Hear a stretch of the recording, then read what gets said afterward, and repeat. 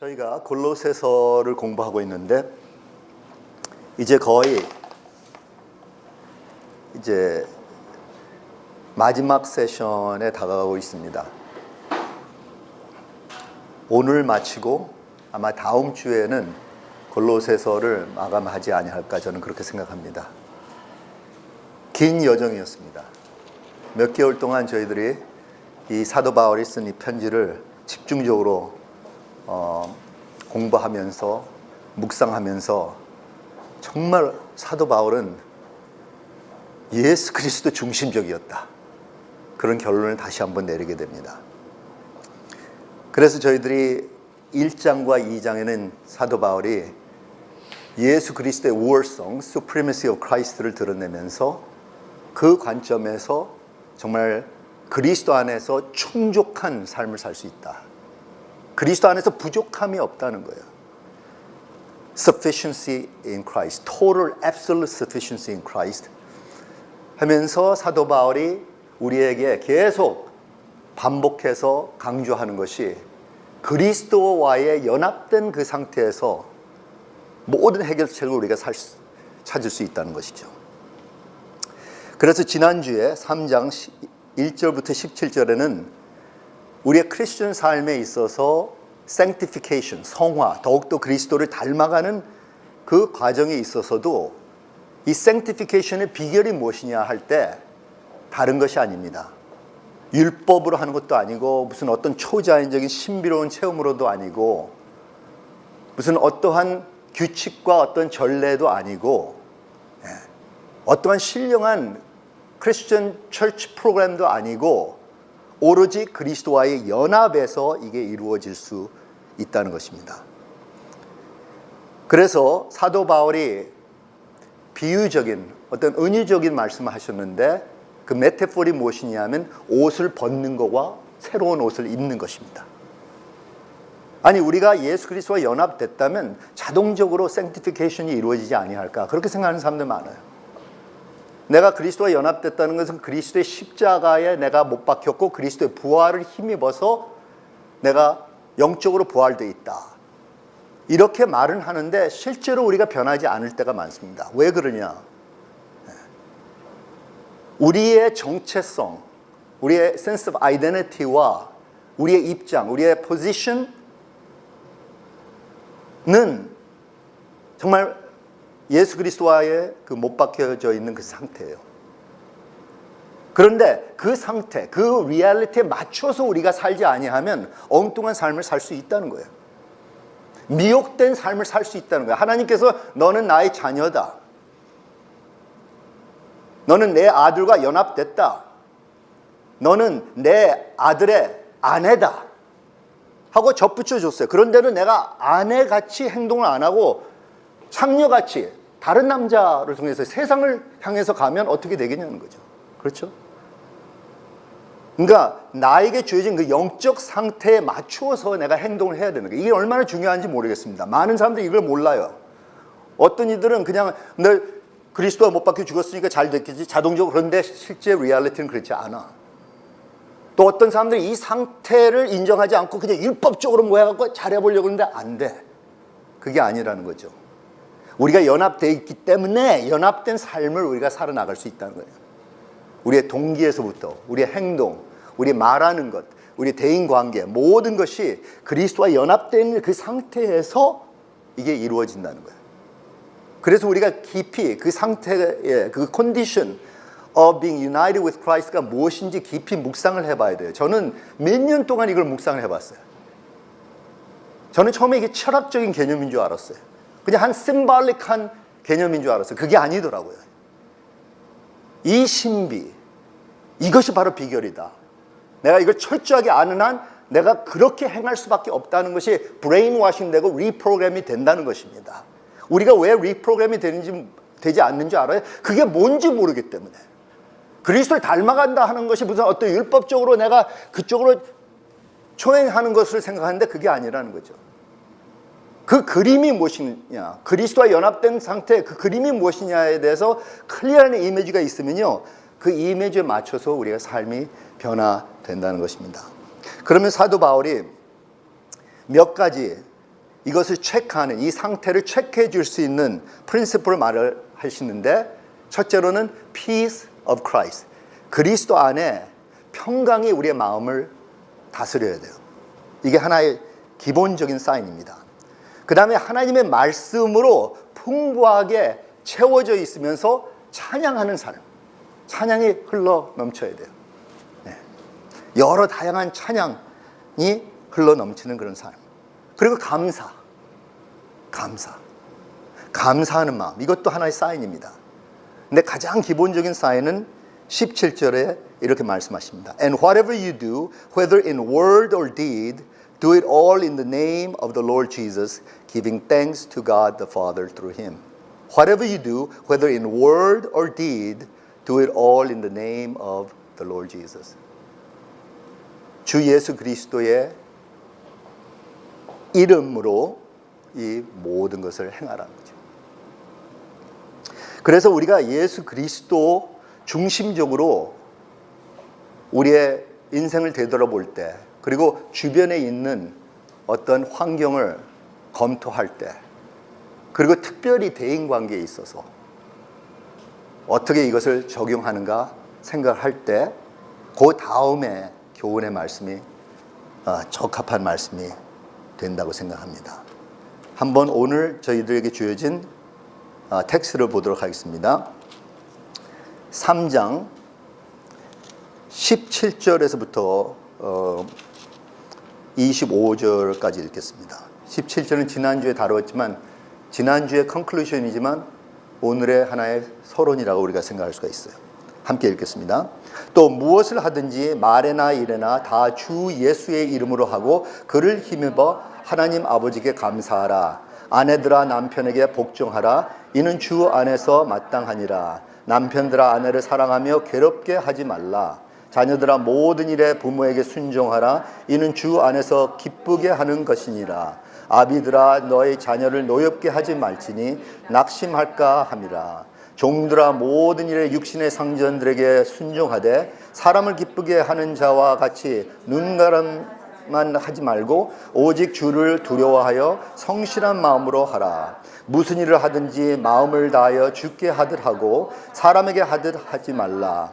이는 기업의 상을 주께 받을 줄 아나니 너희는 주 예수 그리스도를 섬기느니라. 불의를 행하는 자는 불의의 보응을 받으리니 주는 사람을 외모로 취하심이 없느니라.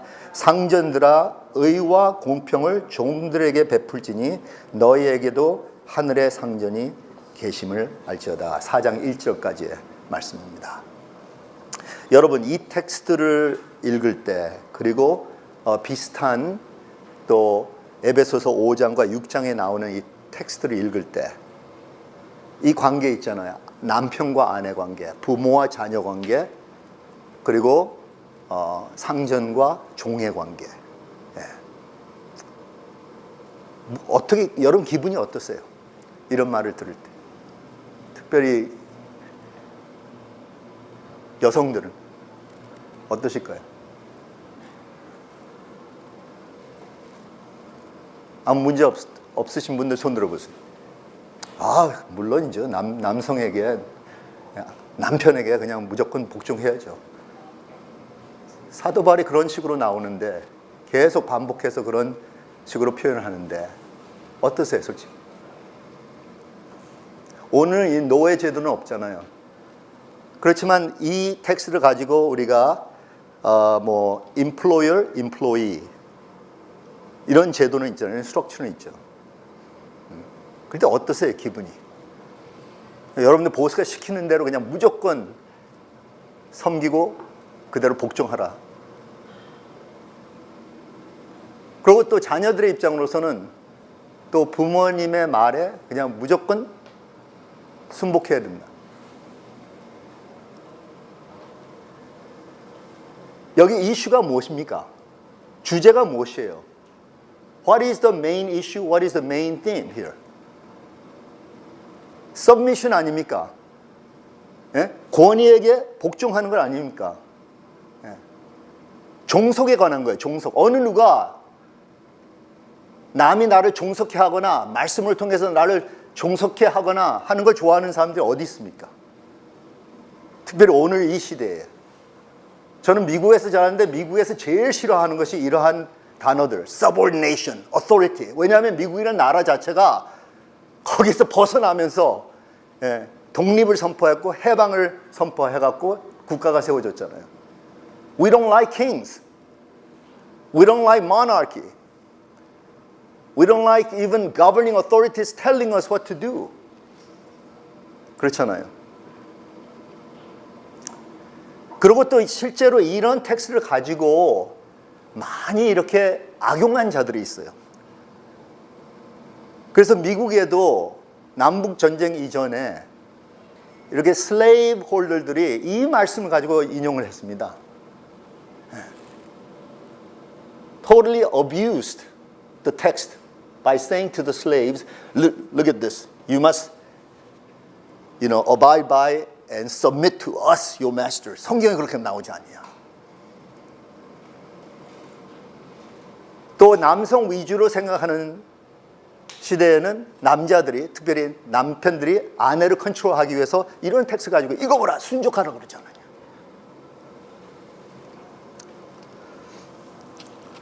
그럼 사도 바울이 왜 이렇게 문제가 되는 이런 텍스트를 이대로 쉐어링하면서 무엇인가 여자들을 더욱더 해방시키거나 노예들을 해방시키거나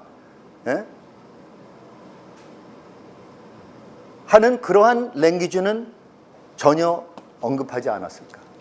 Have you ever thought about that? 사도 바울에게 조금 화가 나지 않습니까?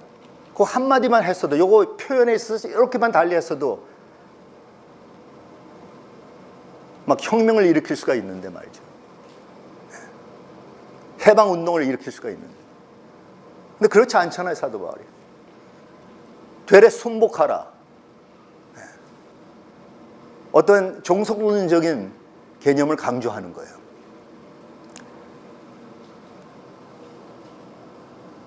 왜 그랬을까? 첫째로 사도 바울의 priority, 우선순위는 사회적 개혁 운동을 일으키는 것이 아니었습니다. 한 종에게 모든 사명이 다 주어지는 거 아니에요. 주변에 많은 문제가 있어도요, 어떤 한 주님의 종에겐 얼만큼 정도, 어떤 몫이 있지, 그분에게 모든 것이 다 주어진 거 아니에요. 컬링이 다 달라요. 사명이 다 달라요. 사도 바울은 복음을 순수하게 전해서 그 복음의 에센스를 지키게 하면서 나중에 그 복음의 implication, 그 함축적인 면에서 다른 사람들이 깃발을 들고 그런 운동을 할 거란 말이에요. 여성들을 위한 평등성을 강조하지 않나. 노예들을 해방시키는 운동을 하지 않나. 또 어린 애들을 위한 그 어린 애들이 그 라이트가 있다는 그 권리를 주장하지 않나. 나중에 해프닝하는 거예요. 사도 바울이 하고 싶었던 것은 정말 예수 그리스도 중심적으로 모든 것을 생각하고 대인관계에서 그렇게 이해를 하는 거죠. 그렇지만 그 당시에 그 1세기의 컨텍스트는 상당히 혁명적인 말을 많이 한 거예요. 오늘 저희들이 발견하게 될 것입니다. 어떤 면에서 사도 바울이 혁명적인 말을 했는지. 그렇지만 이 텍스트 안에서 왜 그 노예를 해방시키지 않고, 왜 아내들에게 동등한 위치에 세워놓지, 아내들을 동등한 위치에서 보질 않고, 이런 것을 오늘 따져봐야 이 텍스트에서는 다루지 않기 때문에 제가 답을 못 해드립니다.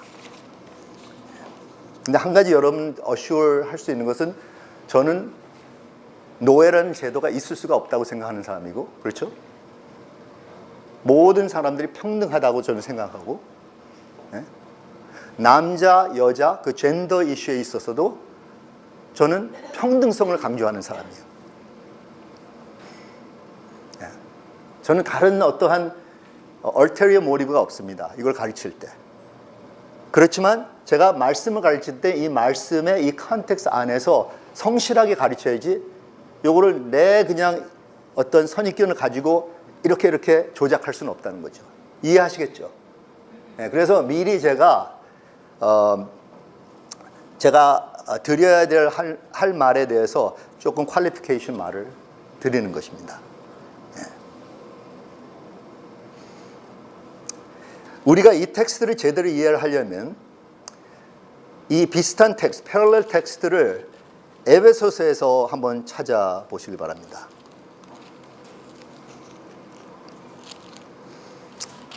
에베소서에는 어디에 나오냐 하면 5장과 6장에 나옵니다. 5장은 21절부터 6장은 어디까지냐 하면 9절까지입니다. 그런데 이 텍스트에 가장 주된 서머리 텍스트가 하나 있어요. 이 텍스트에서부터 시작을 해야지 이게 바른 컨텍스트라고 봅니다. 21절부터입니다. 22절부터 5장 22절부터 6장 9절까지가 그 아내들과 남편과의 관계, 자녀들과 부모와의 관계, 노예들과 상전들과의 관계인데 21절이 가장 핵심적인 텍스트입니다. 함께 읽겠습니다. 그리스도를 경외함으로 피차 복종하라. 이렇게 나옵니다. 피차 복종하라.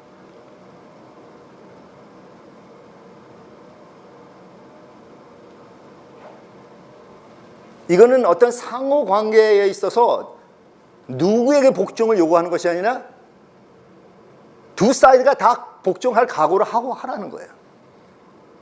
그 다음에야 이제 아내들이여 자기 남편에게 복종하기를 주께 하듯 하라. 그렇다면 이 텍스트를 제대로 이해하려면 남편들도 아내에게 복종할 각오를 해야 된다는 거죠. 아내들 당신들만 복종하셔야 할 수가 없어요. 왜냐하면 바로 그 전 텍스트는 overarching 텍스트인데 남편이든 아내든지 어떤 면에서는 노예든지 상전이든지 상관없어. 서로 복종하고 섬길 각오를 하고 이런 정신으로 이 텍스트를 읽으라는 것이죠. 여기에 중요한 개념 두 가지가 있습니다. 첫째로는 그리스도 중심적이어야 돼요. 복종, 권위 얘기를 꺼낼 때 그리스도가 없으면 위험해집니다. 사람은요 권위자의 입장에 서 있으면 괴물이 되더라고요. 나도 마찬가지예요. 나에게 권위가 주어지면 나도 모르는 사이 괴물이 사람들에게 막 버싱 어라운드 하고 막 이러라 저러라 한단 말이에요. 그러기 쉬워요. 그렇기 때문에 내가 항상 이 권위에 있어서는 그리스도 중심, 그리스도 안에서 권위지 다른 게 아니라는 거예요. He is the highest authority under whom I am given an authority for a moment, for a season in time.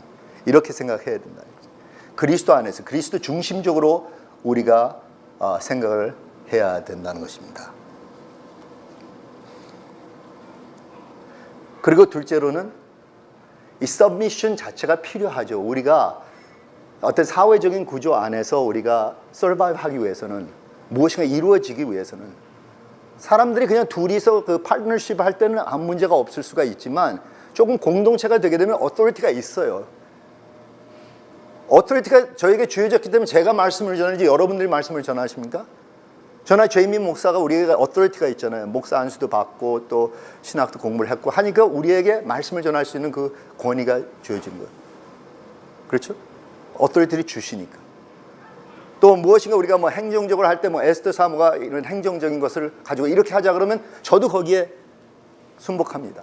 여러분들도 그렇지만. 또 우리 월십 리더를 인도할 때는요, 저도 조용히 있어요. 가만히 있어요. 여기 월십 리더들이 뭐 하는데 내가 뭐 마음에 안 든다고 해서 가서 쫙 가리고 말이죠. 승희한 자매한테 그러다가 큰 자매 야단 맞아요. 벌써 눈만 봐도 좀 무서운데 말이죠. 그렇죠? 그러니까 she has total authority. 또 미디어 쪽에서 우리 진영이 이제 딱 저거 찍고 있는데 내가 뭐 이러저러 하면 안 되거든요. 이게 참 중요한 정신이라는 거죠. 상호적인 피차, 순복하는 그러한 자세, 섬기는 자세. Out of reverence for Christ. 그리스도를 경외함으로. 그리스도 중심적으로 말하자면. 그리고 저희들이 지금 읽고 있는 골로새서 지난주에도 17절에 이런 말이 나오죠. And whatever you do, whether in word or deed, do it all in the name of the Lord Jesus. 그리스도의 이름으로 모든 걸 하라. 이게 주된 overarching theme입니다. 그러면서 그 하에 아내들이요, 남편들이요, 자녀들이요, 부모들이요, 그리고 노예들이요, 상년들이요, 이렇게 말씀을 하시는 것입니다. 오케이, now are you ready? 이제 좀 클리어 됐죠? 예? 이제 우리가 이 본문으로 들어가도록 하겠습니다. 첫째로 남편과 아내의 관계, 18절과 19절을 보시도록 하겠습니다. 아내들아 남편에게 복종하라. 이는 주 안에서 마땅하니라. 남편들아 아내를 사랑하며 괴롭게 하지 말라.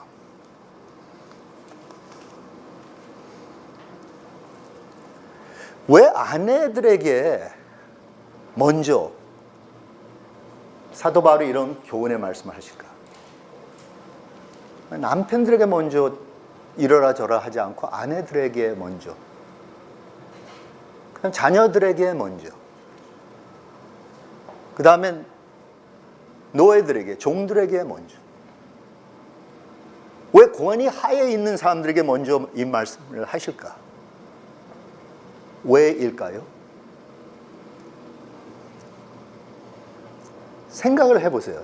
사도 바울이 이들을 차별하기 때문에 이들을 더욱더 억압해갖고 교회가 요란스럽지 않기 위해서는 정말 절제를 위해서, 권위를 위해서 이들을 지배해야 되기 때문에 아니라고 생각합니다.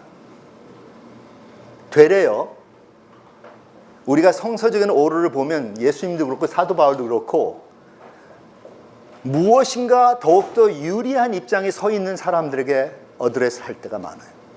그럼 이거 심리적으로도 이거 바람직한 거예요. 좀 밑에 있는 사람들한테 먼저 이렇게 나오는 것보다, 저도 그렇잖아요. 가끔 설교할 때 여러분들에게 이렇게 하기 전에 나 목사 같은 사람, 우리 목사들이 좀 정신 이렇게 한단 말이에요. 그 다음에야 교인들에게 이렇게 나와야 되지 않겠습니까? 제가 말하는 게 이해하시겠습니까? 그렇지 않고 계속 밑에 있는 사람들에게 이러라 저라 하면 이건 억압에다가 또 억압을 추가하는 거예요. 되레 무엇인가 어떻게 새로운 어떠한 포지션인가 무엇인가 어떤 프리빌리지가 있는 자들에게 이런 말을 하는 거예요. 그럼 프리빌리지가 과연 무엇인가? 여성들, 자녀들, 노예들, 그리스도 중심적인 관점에서 보면요, 이들은 다 해방된 자들이에요. 이분들은 이제 다 동등한 위치에 서 있는 사람들이라고. 한번 볼까요? 3장의 11절 한번 봅시다. 거기에는 헬라인이나 유대인이나 헬라파나 무헬라파나 야만인이나 수구디아인이나 종이나 자유인이 차별이 있을 수 없나니 오직 그리스도는 만유시요 만유 안에 계시니라. 평등하다는 거예요.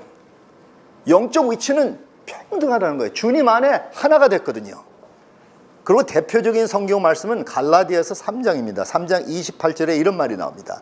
너희는 유대인이나 헬라인이나 종이나 자유인이나 남자나 여자나 다 그리스도 예수 안에서 하나이니라. 이렇게 말씀하십니다. 그러니까 이 말씀을 아는 그 초대교회 교인들, 특별히 사도 바울의 그 티칭에 영향을 받았던 교인들은 와, 우리가 해방됐다. 우리가 이제 자유인이야. 그러면 자기의 보스에게, 자기의 그러니까 그 주인에게 가서 나는 그리스도 안에 자유를 얻었어. 그러니까 당신 나를 이렇게 추리할 수 없어. 나를 해방시켜줘. 나를 풀어줘. 할 수가 있잖아요. 좀 엉뚱하게 말이죠. 또 여자들도 우리는 남자들과 평등하기 때문에 너 이제 더 이상 나를 그렇게 추리할 수 없어 하고 자기 것을 계속 내세울 수 있잖아요. 그러다 보면 사회적으로 어마어마한 카오스가 생길 거란 말이죠. 이 자그마한 교회에서도 어떤 영적인 복음주의적인 주제를 다루기 이전에 사회적인 그런 문제 다루느라고 바쁠 거란 말이죠.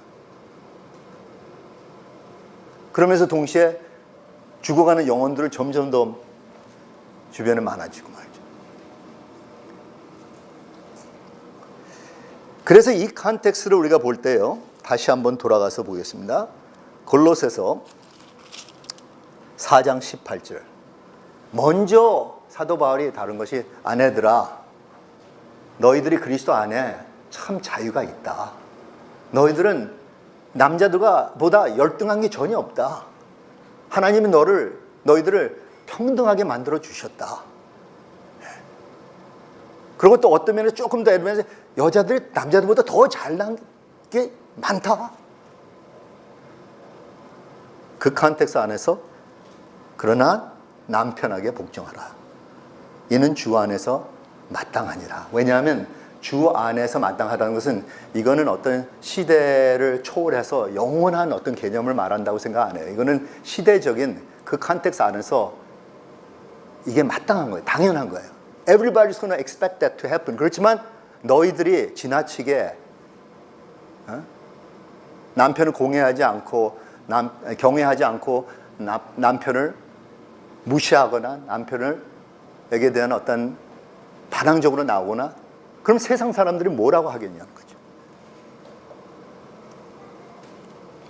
그래서 아내들아 남편에게 복종하라. 그리고 여기 중요한 것은 이는 주 안에서 복종하라는 거예요.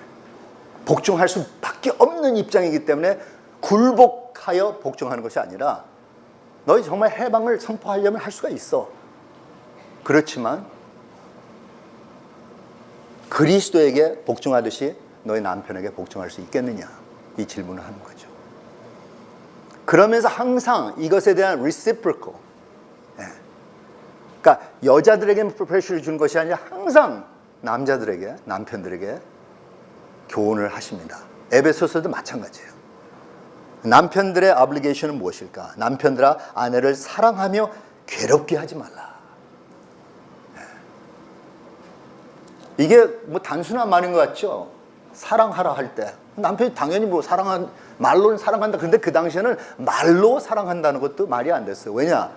여자나 자녀나 노예들은 물건에 불과한 것이거든요. 남자들의 세상이기 때문에 남자들의 소유물에 불과한 것이기 때문에 자기가 사랑한다 할 필요 없어. 내가 뭘 필요하다, 음식 내, 성광에 맺자, 애를 낳아, 디맨딩하는 사회지 사랑한다? 이거는 혁명적인 것이었어요. 근데 이것은 낭만적인 사랑을 말한 것이 아니라 참으로 그들을 케어하는 것, 프로바이딩하고 그들을 보살피고 하는 그런 사랑이란 말이죠. 그래서 저는 이 말을 들을 때마다 속으로 웃어요. 괴롭게 하지 말라. 내가 내 아내를 괴롭힐 때가 있거든요. 그냥 장난삼아 괴롭힐 때도 괜히 그냥 괴롭힐 때가 있어요. 할탄 줄 때가 있어요. 그러지 말라는 거예요.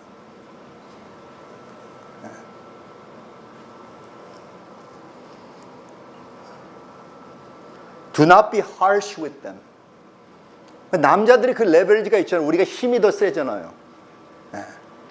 또 어떤 면에서는 좀 논리적인, 저는 또 신학을 배웠기 때문에 신학으로 하려면 제 아내를 억압하려면 억압할 수가 있잖아요.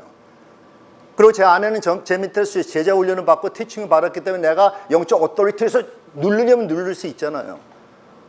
가끔 원신을 와야 제 카드를 싹 드러낼 때가 있지만 빨리 집어넣어야죠. 그래서는 안 된다는 거예요. 제가 이번 주에도 제 아내에게 한마디 좀 harsh하게 했어요. 미안해요. 나 지금 와서 제가 이렇게 고백하는데 퍼블릭 컴패션. 그런데 제가 순간에 한 것 요 정도는 되겠다 해서 했는데 그래도 그게 상처가 되거나 제 아내에게 너무 harsh하게 되면 이게 좋지 않아요. 내가 가서 용서를 구해야죠. 그렇지 않겠어요? 그러니까 남편은 아내의 정신적인 상태, 이모셔널 상태를 잘 이렇게 분석해 줘야 돼요. 그냥 함부로 대해서는 안 되는 거예요.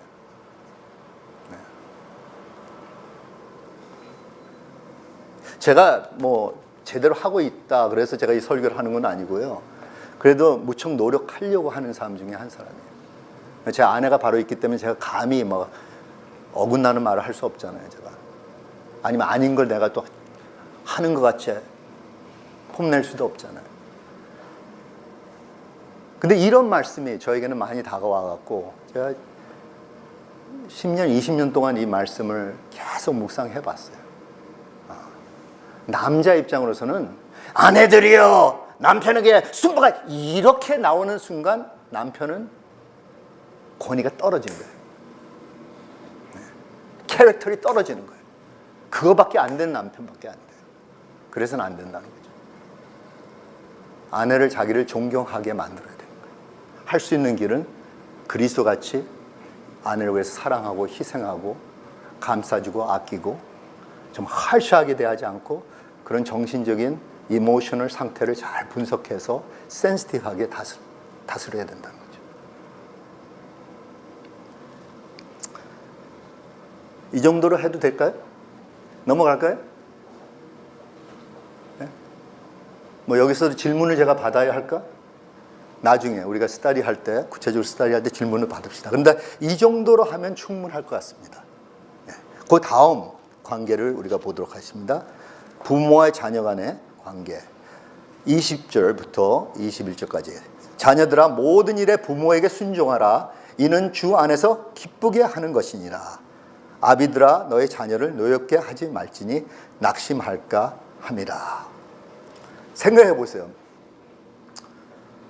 물론 이 말씀은 어떠한 age range까지, age of accountability까지에 해당되는 것이지만 또한 어떤 면에서 보면 우리의 동양 그 사회도 보고 또 중동에 있는 그런 사회를 그 당시에 로마 제국이나 그 헬라 문화권에 있었던 그런 사회를 보면요, 자녀들이 age of accountability를 떠나서 부모에게 순종하는 것이 당연한 것이었어요. 어른들을 정말 존경하고 리스펙트하는 것이 당연한 것이었어요. 근데 여기에는 아마 문제가 자녀가 크리스천이 됐어. 네. 자녀가 크리스천이 됐는데 부모는 아직 주님을 영접하지 않을 가능성이 있는 거예요. 그렇죠? 그럴 때 우리에게는 자유가 있어. 우리는 해방됐어. 그리스도 안에서 정말 불신의 부모를 모시고 있는 한 우리가 영적권이야. 그런데도 불구하고 우리의 입장이 정말 영적으로는 더 높은 위치에 있을지라도 사도 바울이 말하는 것은 뭐라고 하는가? 부모들에게 순복하라. 그렇게 말씀하십니다. 자녀들아 모든 일에 부모에게 순종하라. 이는 주 안에서 기쁘게 하는 것이냐. 다시 한번 주 안에서. 이게 중요합니다. 인간적으로는 할 수 없어요. 근데 주 안에서는 정말 우리가 순복할 수가 있는 거예요. 네. 그 다음에 21절에 아비들아 너희 자녀를 노엽게 하지 말지니 낙심할까 함이라. 저도 이 구절 나올 때마다 속으로 이렇게 웃음이 나와요. 정말 어떻게 사도 바울이 결혼도 안 한 사람으로서 자녀도 없었던 자로서 어떻게 서로 간의 그 심리를 잘 이렇게 표현했을까? 노엽게 하지 말라. 이것은 영어로는 exasperate your children. 그러니까 frustrate 시키지 말라는 거야. 막 그냥 자기 authority 주장했고 막 시키고 그래갖고 애들이 그냥 막 낙심하거나 스피릿가 quenching 되거나 막 discourage 되거나 하지 않도록 하라는 거죠. 근데 왜 남자들에게 이 말씀하셨을까? 아내들이여 하지 않고. 왜냐하면 주로 남자들이 disciplinarian이기 때문에 그렇습니다. 어머님 nurturing 쪽으로 남자들이 주로 디스플린을 시켜요. 디스플린 하는 사람의 입장으로서 계속 프레셔 주다 보면 애들이 어떻게 돼요? 녹다운이 되는 거예요. 이걸 잘 파악해야 돼요. 애들마다, 자녀들마다 다 다릅니다. 체질이 다 달라요. 이걸 잘 분석해야 돼요. 그래서 부모가 하는 것, 디스플리네리언이 하는 것은 애들을 브레이크 시키는 것이 아닙니다. 애들을 밴딩을 시켜야 돼요. 그 나무 가지를 해갖고 이 분재 있잖아요. 그 번사이 나무들 있잖아요. 해서 몇 년 동안 이걸 밴딩 해갖고 밴딩하는데 함부로 하다가는 칵 꺾어버려요. 그러면 애들이 기가 죽는 거예요. 스피릿가 퀀칭 되는 거예요. 그러면 이제 또 다른 셋업 문제들이 막 생기는 거예요. 그게 아니라 자녀들을 밴딩해 계속.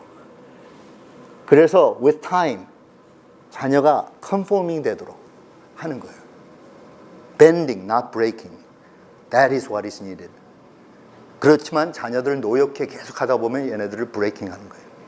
그래서 우리가 조심해야 된다는 거죠. 얼마나 센시티브한 관계인지 모르겠어요. 사도 바울이 이렇게 다룰 때 말이죠. 예. 그 다음에 마지막에 세 번째 관계 한번 보시도록 하겠습니다. 이 컨텐츠가 좀 길죠.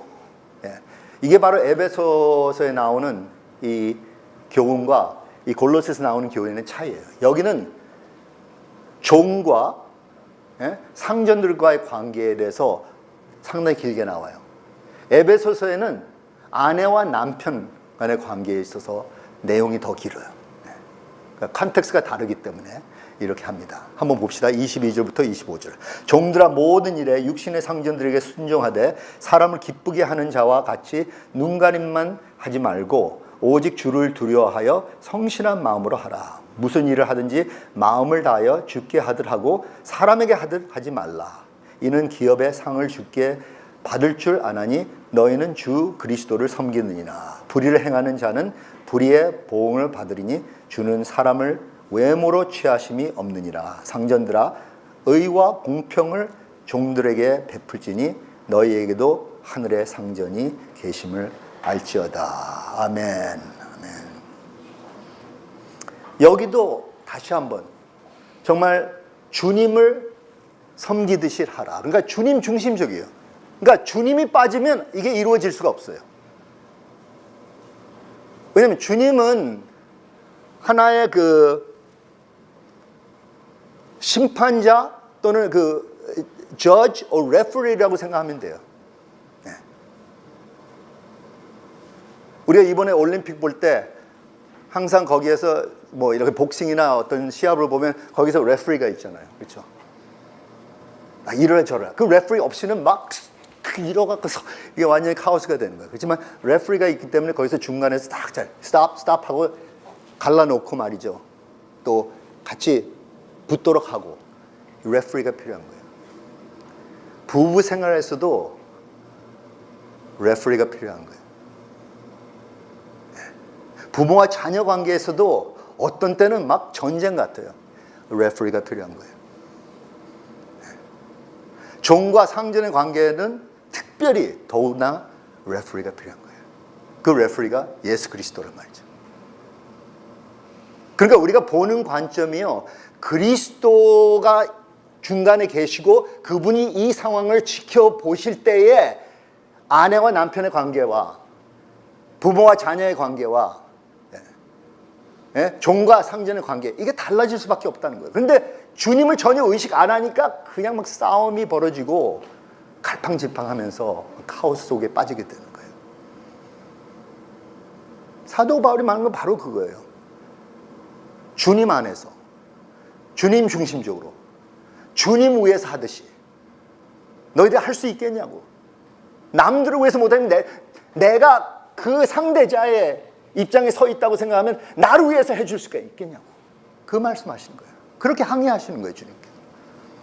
사도 바울이 주님의 입장을 생각해 보라는 거죠.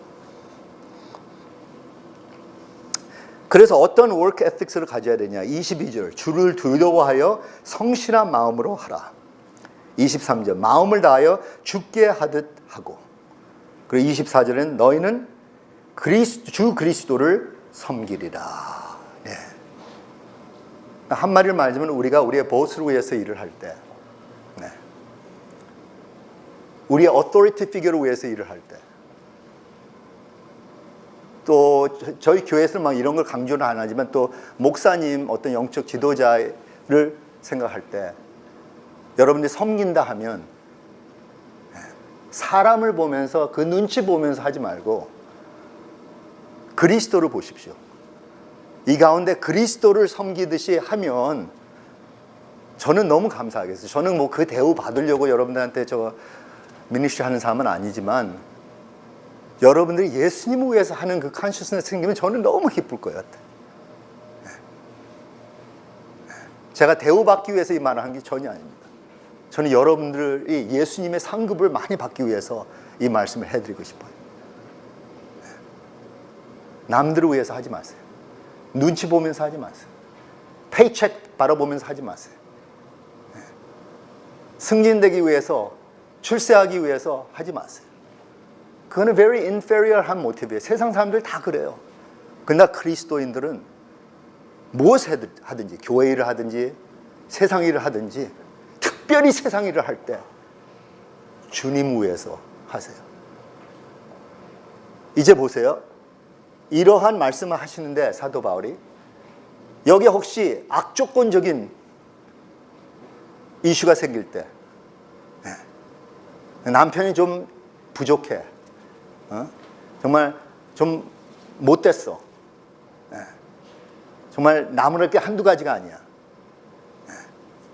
자녀들의 문제야, 계속 반항적으로 나와,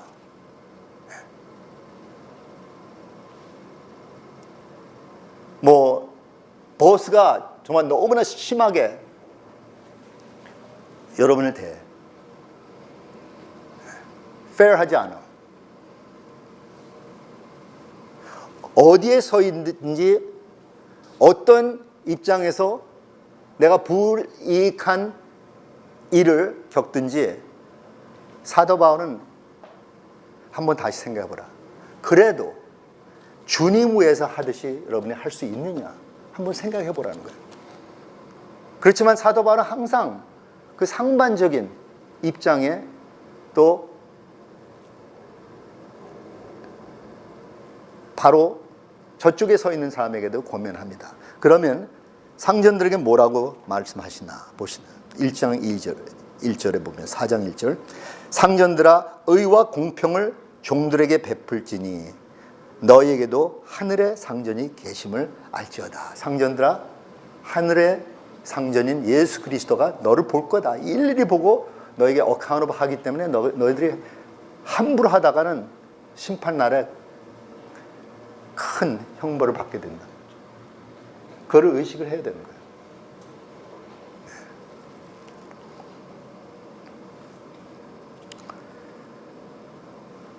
So, let me make a concluding statement. 사도 바울이 이런 말씀을 하시면서 이런 관계 외에 또 다른 여러 가지 관계가 있죠. 우리가 사회적으로 볼 때. 근데 이 세 가지를 하나의 하우스홀드에 관련된 그러한 케이스이기 때문에 사도 바울이 말씀하시는데 여기에서 실제로 사도 바울이 컨설하는 것은 대인 관계가 아니에요. 대인 관계를 다루면서 실제로는 대인 관계가 아니라 실제로 our relationship with God라는 거예요. 그 대인 관계는 하나님과 어떤 관계에 있냐를 잘 표시하는 하나의 사인이에요. 내가 신앙이 있다? 그럼 내가 내 아내와 어떤 관계를 맺냐? 내 신앙이 다 드러나는 거예요. 내가 신앙이 있다? 주님과 관계가 올바르다? 그럼 내가 부모로서 자녀와 어떻게 하고 내가 자녀로서 부모를 어떻게 바라보느냐? 다 드러나는 거예요.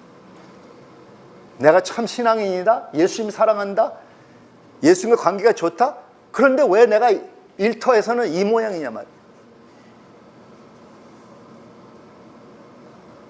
예수님은 그 일터에는 없냔 말이야. 그 직장에는 없냔 말이야. 그 학교 시스템이나 어떤 사회적인 그 시스템엔 안 계시냔 말이야. 계시잖아요. 사도 바울이 말하는 것은 예수님 위해서 하라고. 네가 네 버스를 위해서 못하겠으면 예수님 위해서 할 수 있지 않겠냐? 그걸 잊지 말라는 거예요. 왜냐? 이게 왜 중요하냐면요. 저는 그래도 교회에서나 어떤 영적인 일에 대부분 시간을 투자하지만 여러분들은 일터에서 하는 시간들이 더 많아요. 근데 여러분들 성적표에 있어서 일터에서 하는 그 많은 퍼센테이지에 자꾸만 네게티브 포인트가 되면 어떻게 되냐는 거죠. 그걸 교회에 와서 목사님과 관계 좋고 뭐 형제들과 자매들과 관계 좋고 그걸로 메이크업 하려고 할 때 메이크업이 안 된다는 거죠. You cannot compensate for the loss that is out there. 저쪽에서 개인을 해야 돼. 세상에서 개인을 해야 돼. 왜냐? 사도 바울은 다시 한번 복음을 위해서 우리가 그리스도의 증인이 되어야 되지 않겠냐. 증인이 되려면 먼저 you establish the credential out there in the society. 할 수 있는 길은 그들에게 원링하게 하는 거예요. 당신은 도대체 누구이게요? 이렇게 성실하고 그냥 내가 너한테 이렇게 러프하게 했는데 어떻게 이렇게 나에게 자비를 베풀고 오래 참아주고 나를 위해서 기도하고 축복해준다. 당신 크리스천 맞지? 내가 한번 들어볼게. 너 간증 한번 해봐. 이렇게 나온다는 거죠. Second point that I want to make is this. 첫째로는 it's not about our relationship with people. It's our relation with God. 그것이 relation with people를 통해서 드러난다는 거예요. 둘째로는 relational problems cannot be solved at the horizontal level. 이 레벨에서 내가 이거를 이래서 되지 않아요. 꼬이는 것은 거기서 엉키기 때문에 거기서 풀 수가 없는 거예요. vertically 풀어야 돼요. 위에서부터 이 관계를 다시 한번 생각해보고 내가 주님의 주권에 대해서 내가 정말 제대로 이해하고 있는가. 여기서부터 이게 풀릴 때 이게 풀리게 돼 있어요. 제가 말씀드렸죠. 우리 자녀들과의 관계, 특별히 세라와의 관계에 있어서도 이게 풀리게 될 때가 바로 하나님 앞에서 먼저 풀어버리니까 이게 서서히 풀리게 되는 거예요. 제 아내와 관계에서도 자꾸만 왜 에스더는 왜 이 남편 왜 이러고 이러지만 그래서 안 돼요. 내가 주님 앞에 가서 정말 다시 한번 내 아내를 주님 관점에서 다시 생각해 봐야 돼요. 그러면 내가 바꿔져요. 변화돼요. 그러면 문제들이 풀려요.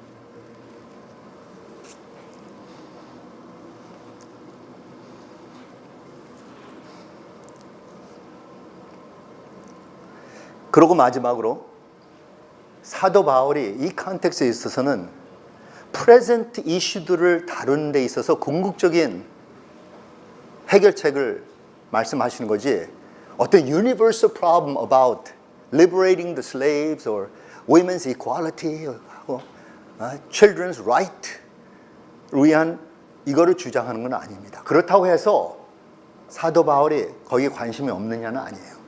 사도 바울은 from the beginning to the end 해결책이 딱 한 가지예요. 어떤 사회 복지, 사회 어떤 개혁 운동,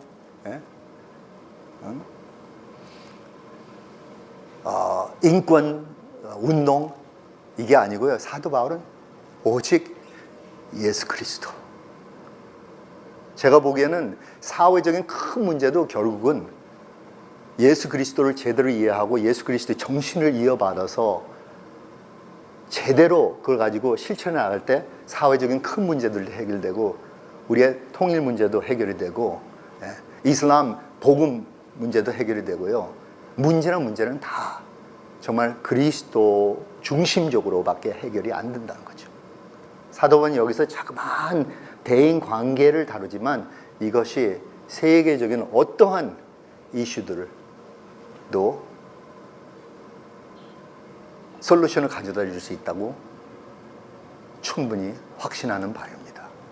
아멘. 기도합시다.